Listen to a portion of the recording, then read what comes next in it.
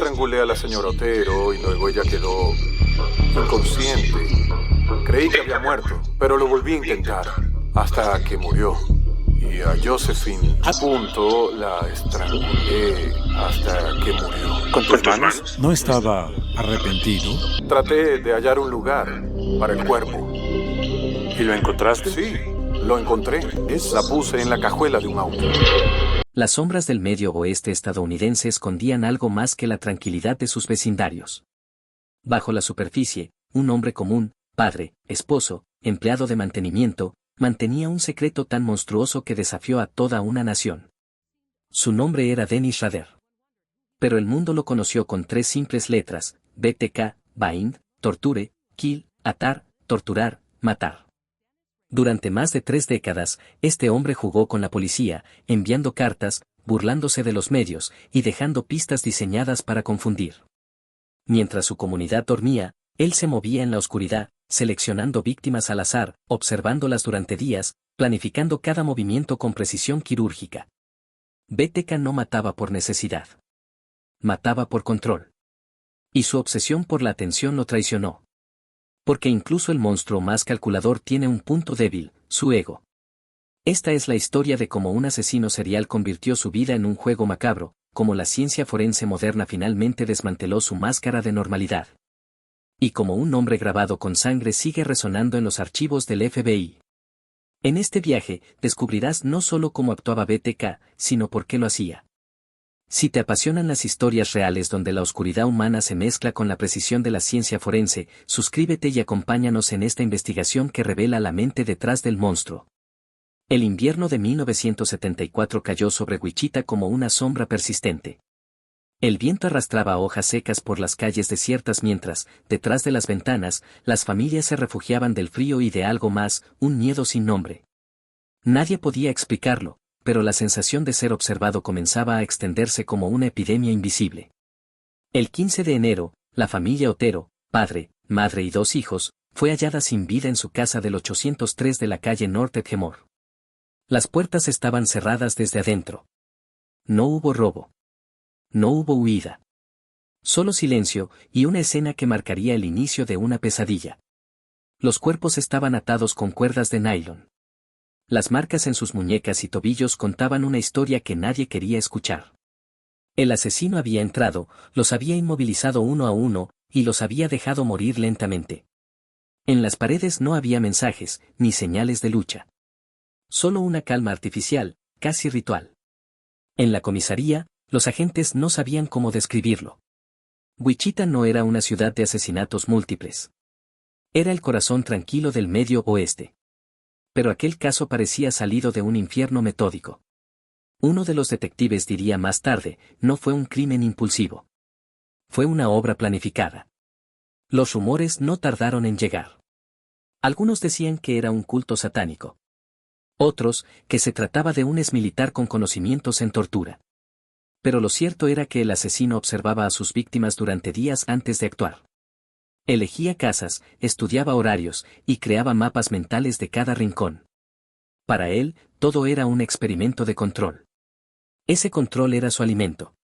Su verdadero nombre, Dennis Rader, no significaba nada aún. Era un hombre común. Trabajaba como técnico de seguridad en ADT, instalando alarmas para proteger a otros de crímenes que él mismo cometía. Vestía de manera formal, asistía a la iglesia, tenía esposa e hijos. Su vida pública era un disfraz perfecto. Mientras tanto, la prensa necesitaba un nombre. Un símbolo para el horror.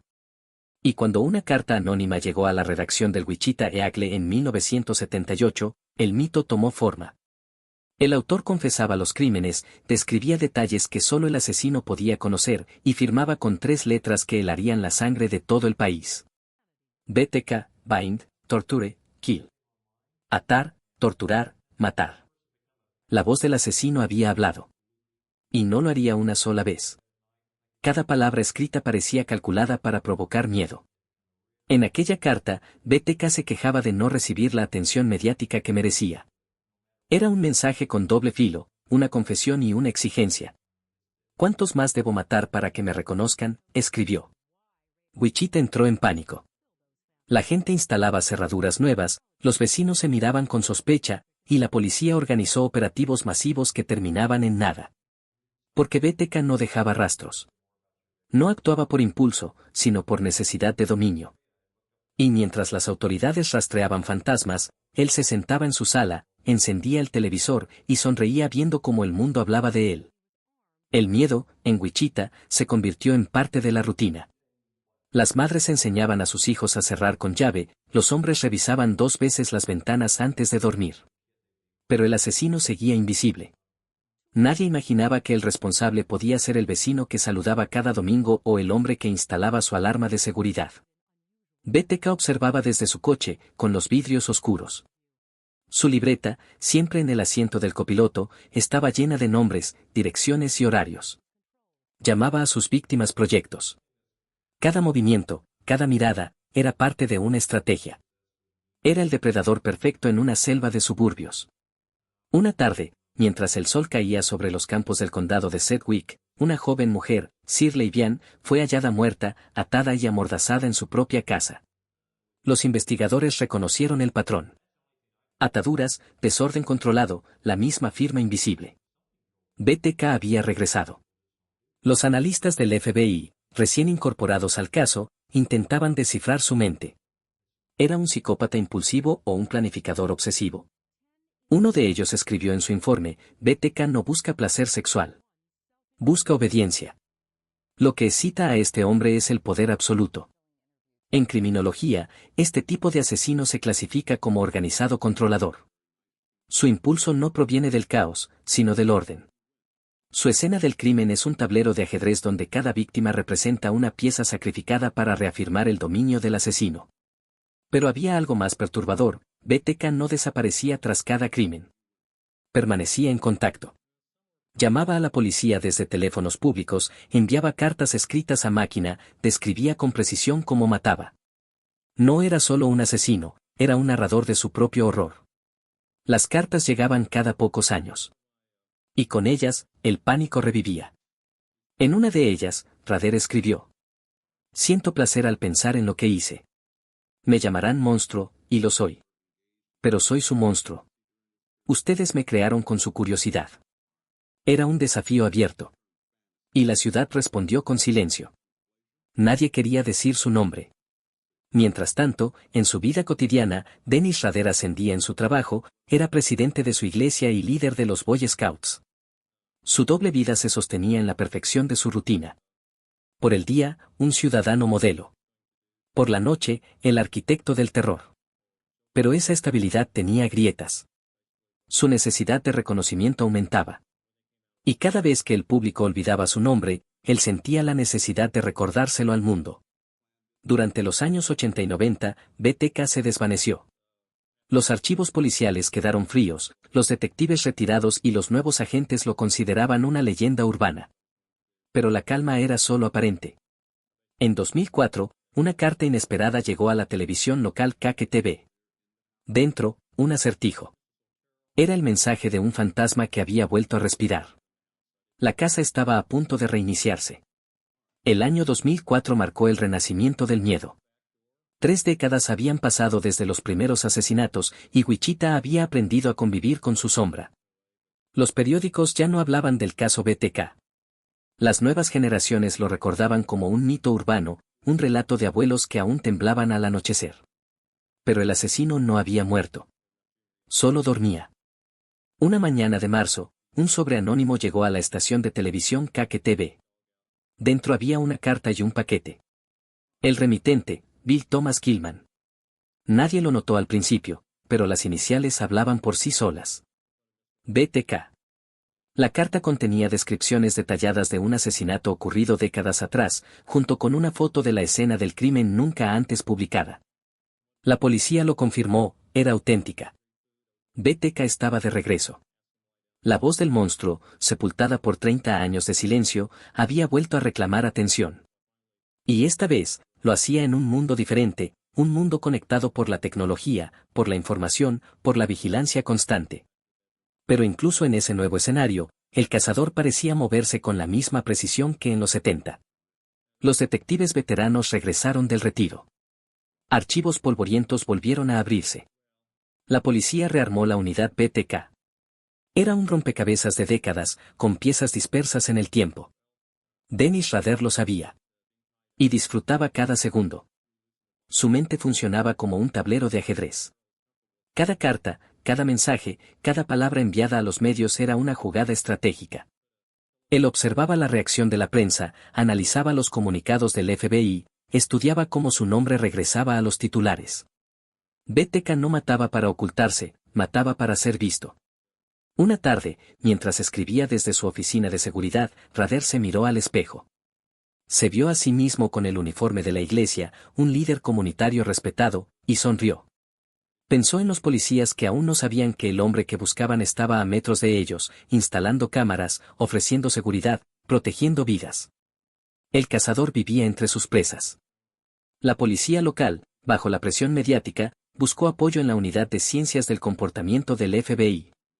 Los expertos revisaron el perfil que décadas atrás había descrito a BTK como un asesino organizado, perfeccionista y con control compulsivo. Pero esta vez, los forenses querían algo más, un error humano, un fragmento digital, una grieta en su método.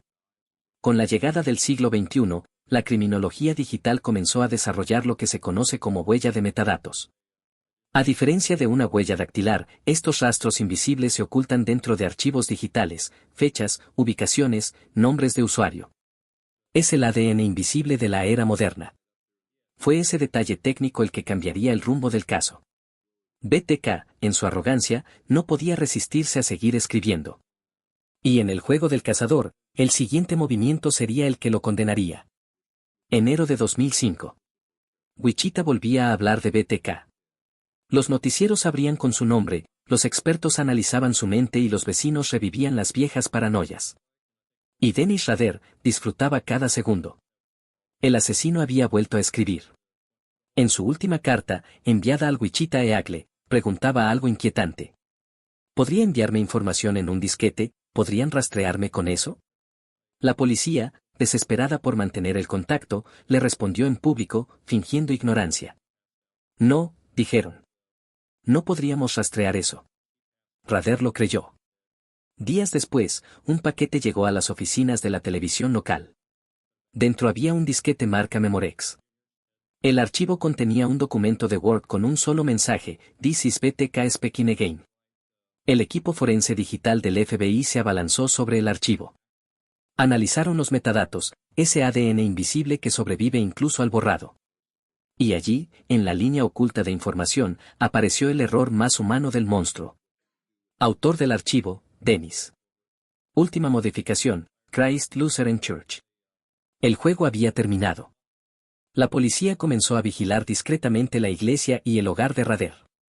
Tomaron una muestra de ADN de una servilleta usada por su hija, guardada en la universidad. Los resultados tardaron apenas unos días. Coincidencia perfecta con el ADN hallado en una escena del crimen de 1974. El 25 de febrero de 2005, Dennis Rader fue arrestado mientras conducía su jeep negro por las calles que había patrullado durante años como supervisor de cumplimiento municipal. El hombre que controlaba las vidas de otros con multas y normas era el mismo que las había destruido con cuerdas y cuchillos. En análisis criminal, un error de exceso de confianza se define como el momento en que el sujeto abandona su patrón de control y comete una acción guiada por su ego, no por su método. En el caso BTK, este error no fue biológico ni físico. Fue digital. El narcisismo lo traicionó. En los interrogatorios, Rader habló sin emoción. Su voz era firme, casi pedagógica. Sí, soy BTK, dijo. Planeaba mis proyectos. A veces tardaba meses. Era un trabajo de preparación. Las ataduras eran parte del ritual. No lloró. No pidió perdón. Simplemente explicó, con precisión técnica, cómo había convertido la muerte en un acto de ingeniería. Mientras la prensa mundial transmitía las imágenes de su captura, Wichita exhaló un suspiro de alivio. Pero en los ojos de algunos agentes, la victoria era amarga. Habían atrapado al monstruo, y, sin embargo, no podían entenderlo. ¿Cómo pudo un hombre mantener dos vidas tan opuestas por 30 años? ¿Y cuántos más podrían estar viviendo ahora tras máscaras parecidas? El juego del cazador había terminado, Pero el espejo que dejó tras de sí apenas comenzaba a reflejar el verdadero horror. El laboratorio olía a desinfectante y metal frío. Las luces blancas iluminaban filas de tubos, fibras y carpetas que guardaban 3 décadas de terror. En una mesa aislada, descansaban 2 muestras que cambiarían la historia criminal de Estados Unidos, una fibra biológica hallada en el cuerpo de Vicky B. Herle, asesinada en 1986. Y una servilleta usada, recolectada en secreto de la basura de la hija de Dennis Rader. Era la madrugada de febrero de 2005 cuando la científica forense Mary C. Hart vio aparecer el resultado en la pantalla. Coincidencia genética del 99,99%. Las máquinas no mienten. Y ese dato, invisible e irrefutable, había desenmascarado al fantasma de Wichita. Durante 30 años, Rader había jugado a ser intocable. Pero su derrota no vino de la fuerza policial ni de una confesión. Vino del avance silencioso de la ciencia. En la década de 1970, el ADN era un concepto apenas comprendido, un campo embrionario de la biología molecular. Para cuando BTK volvió a escribir, la genética forense ya podía extraer una identidad completa a partir de una sola célula epitelial. Y el asesino que había desafiado a generaciones enteras fue vencido por un simple resto biológico. En términos técnicos, la prueba que atrapó a BTK se basó en un análisis de polimorfismo de ADN autosómico. Este método compara fragmentos genéticos de diferentes individuos para determinar parentesco biológico. La coincidencia entre la muestra de la hija de Rader y la hallada en la escena del crimen fue suficiente para establecer que el asesino era su padre. La noticia se propagó como fuego. Los noticieros titulaban: BTK, atrapado por la ciencia. En el cuartel general de Wichita, los agentes se miraban en silencio. No era solo alivio. Era asombro. Habían cazado a un hombre que se había escondido a plena vista, camuflado tras la normalidad. Cuando Rader fue conducido al interrogatorio, no parecía un asesino. Llevaba gafas, el cabello cuidadosamente peinado y un rostro inexpresivo. Su voz era serena, su tono, casi pastoral. Quiero contar mi historia completa, dijo. Nadie la ha entendido bien. Y así lo hizo. Durante más de 30 horas de confesión, Dennis Rader narró sus crímenes con la precisión de un cronista.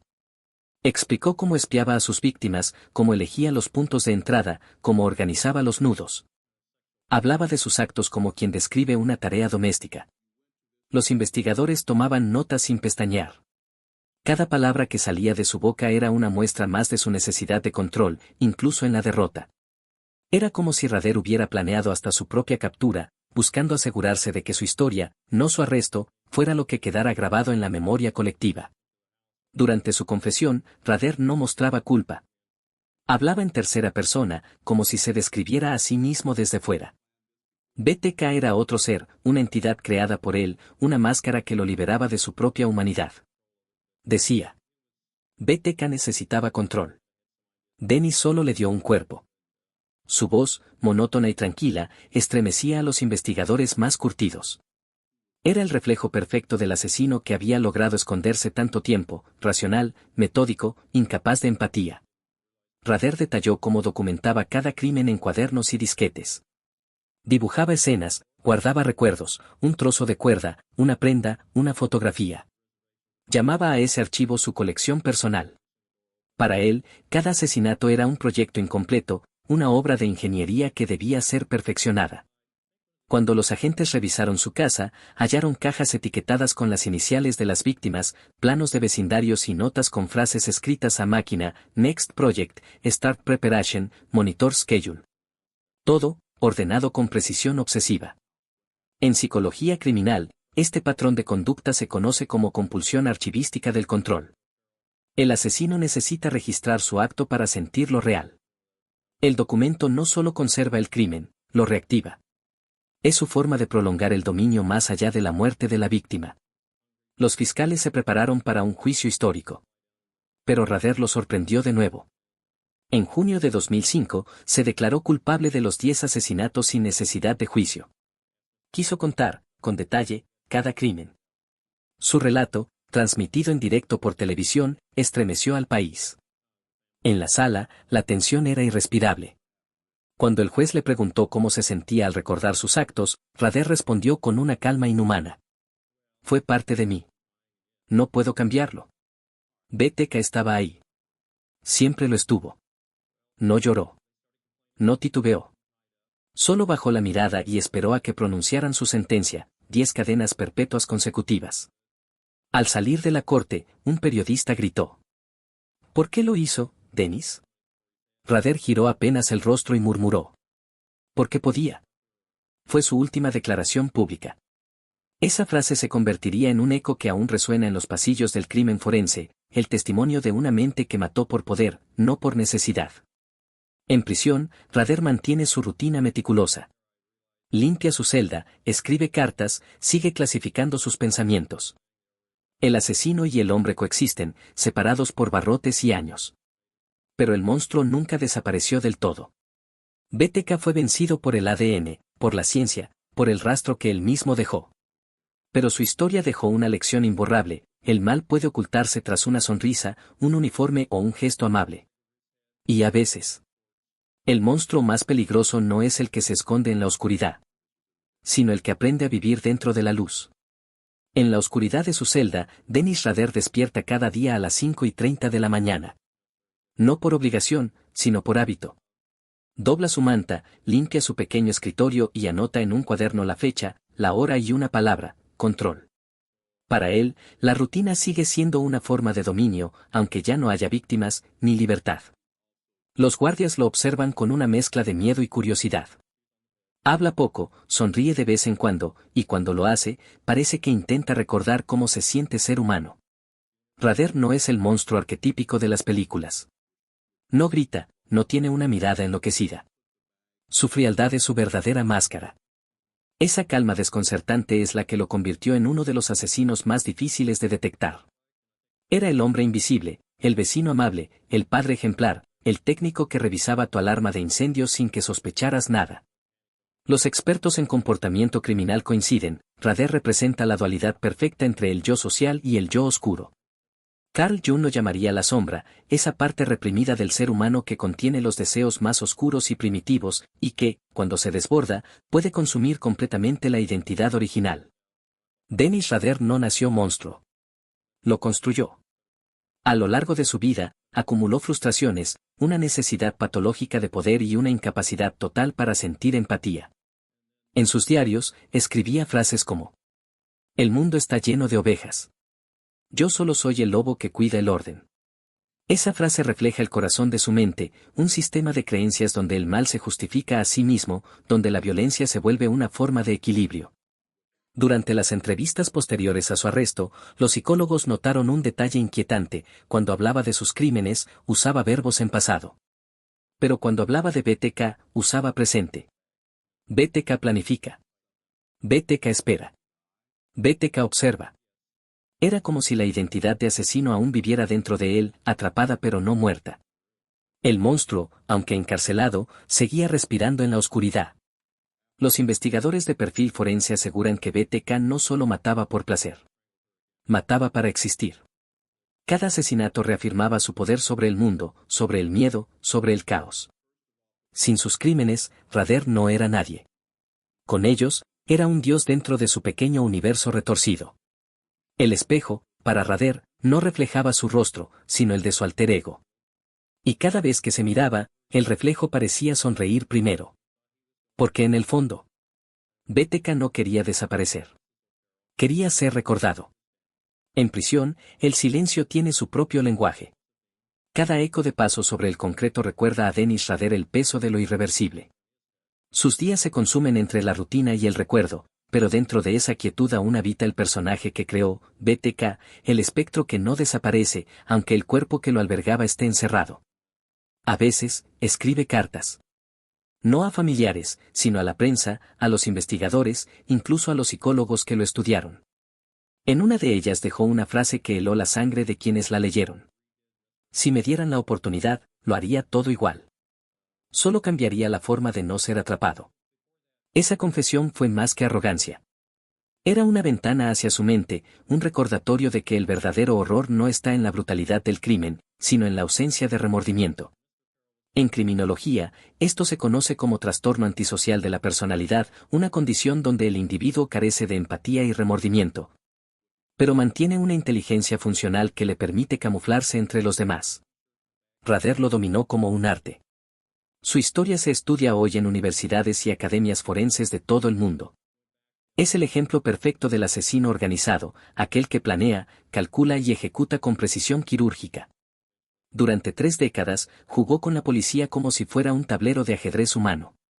Cada carta, cada pista falsa, cada silencio prolongado, formaban parte de su espectáculo. Pero en 2005, la tecnología que tanto subestimó, un simple disquete con metadatos rastreables, reveló lo que nunca imaginó, su identidad. Fue capturado, esposado, y finalmente obligado a mirar el rostro que había intentado ocultar por 30 años. El de un hombre común. El de su propio reflejo. Cuando los psicólogos forenses le mostraron las fotos de sus víctimas, no lloró. No parpadeó. Solo dijo. Fueron momentos de control. BTK no solo fue un asesino. Fue un espejo roto de la sociedad. Un recordatorio de que los monstruos más peligrosos no siempre viven en las sombras, a veces se esconden detrás de una sonrisa educada, en el vecino amable, en el hombre que pasa inadvertido. Su historia no termina con su arresto, sino con la pregunta que deja suspendida en el aire. ¿Cuántos más como él existen ahora, observando, esperando, respirando entre nosotros? Porque el mal, cuando aprende a disfrazarse, deja de ser visible. Y eso es lo que lo vuelve eterno.